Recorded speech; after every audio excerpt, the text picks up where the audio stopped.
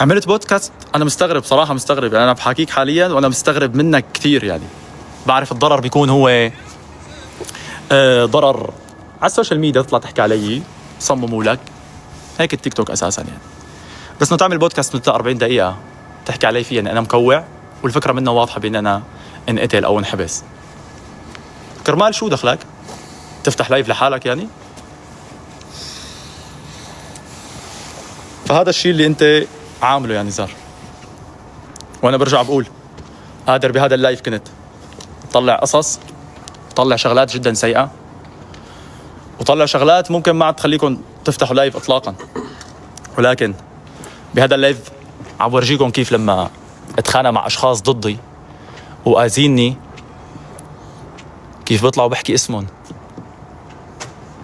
بكل صراحة قدام الكل وما بخاف. قصة هيك. ثانية، قصة ثانية. رجاء طلعوا علاقة وائل وطارق من أثاميكم، لا بقى تقارنوا نهائي. لا صلة لأنه أنتوا بين بعضكم تكونوا قاعدين عم تاكلوا بنفس الصحن، يعني عم تفكر إنك تاكل أكله لهالدرجة. فوت على المشاهدات قدامك كل التيك توك عم يحضر، اسألهم واحد واحد إذا بيسترجوا ينزلوا قدامي. الصحن يلي كلتوا عم تشربوا فيه المشاهدات أنا اللي حطيته، ولما شميتوا ريحة المشاهدات أنا اللي بخيتها. فأنتوا منطقياً عم تشربوا من المكان اللي أنا حاطط لكم إياه، والريحة إذا شميتوها فأنا اللي باخها. اسألهم واحد واحد هل واحد منهم بيسترجي ينزل قدام قطاعة؟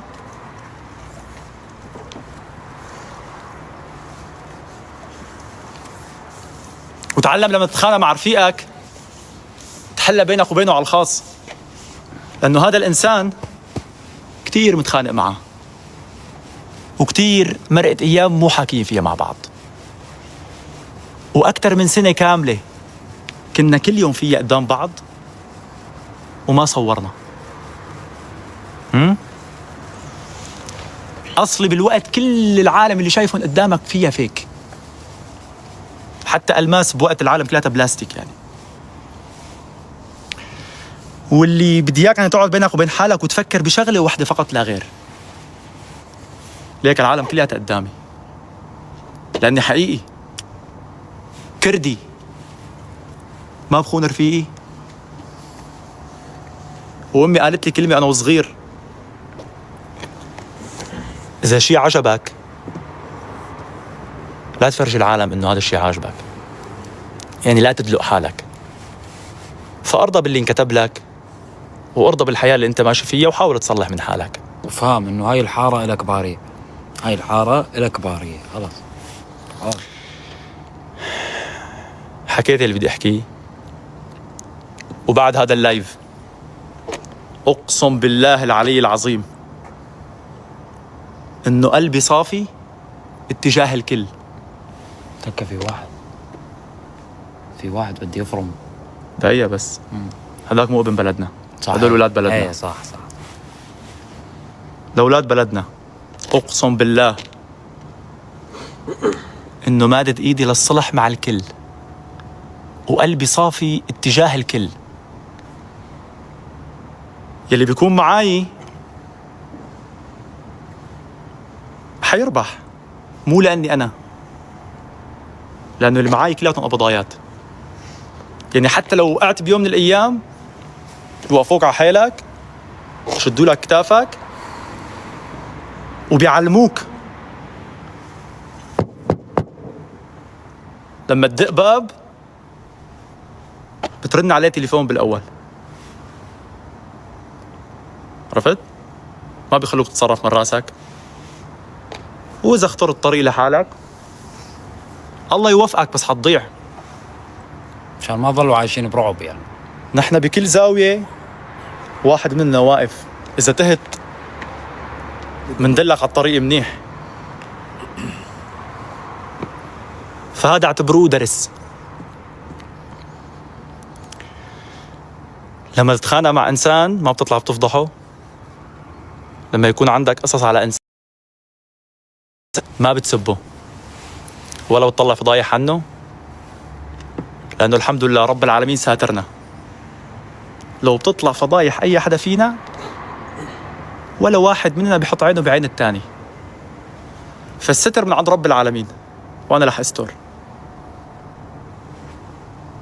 برجع بقولها بعد هذا اللايف، قلبي صافي اتجاه الكل. الله يوفقكم جميعا، وإيدي ممدودة للكل. ويا آلان، بيوم من الأيام دقيت لك، كان معانا شخص ثالث، مديت إيدي وقلت لكم مستعد اشتغل مع الكل. بعد أنت شو عملت؟ مو مشكلة. هم تفضل. فضل الليبي، إذا بتحكي على وائل حخسرك عظامك.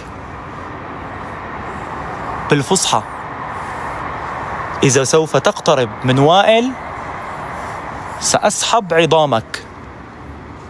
ولا تجربني، لأنه حضني حينسيك حضن الماما. لا تظل تطلع بصورة البطل، لأنه أنا اللي حاطك بصورة البطل. يعني الناس ما بتعرف الحقيقة، بس أنا وأنت بنعرف الحقيقة وبنعرف القصة الحقيقية. هيك عم بستنى منك حرف أو كلمة، إنك أنت تحرض فانزاتك علي أو على هذيك البنت، وهي علنا قدام الكل. البنت هذيك من طرفي، الزلمة طلع، الزلمة طلع. لا جربني. نصيحة أولاد البلد، أو في وحدة معاكم مديت الصلاح. هذا الإنسان حينفرد. هذا الحديث مو لكم. وفي وحدة كرمال اللي معك، لأنه أكابري وأنا بحبه شخصيا وطارق بيحبه، تركنا. أمارو، روح إيش أمارو حبيبي. نحن متعلمين الأصل صاحبي. قعدت معاك وأنت زلمة ابن أصل، وكرمال عيونك تكرم مرج عيون، ويشهد الله أنه قلبي صافي حاليا. بس تتذكر هي الكاميرا، ما عندي أي مشكلة مع أي حدا إطلاقا. تمام؟ ونصيحة لا ترجعوا تعيدوا المشاكل. خلاص هالمرة خلصت. سكرناه وعطيناكم اياه مشان ما تعيشوا برعب. مرة تفضلوا ثانية يا شباب، أي حدا بده يحكي أي شيء. ما في شيء، تفضل مثل ما عم قول لك، صوتك ما بدي اسمعه. اخي بيدك تبلش طارق ما خلى شيء. نعم. لا كفيت أي حدا قوية. عنده كفيته. هذا اللايف تمام. عاملكم يا أنا لنا كلياتنا.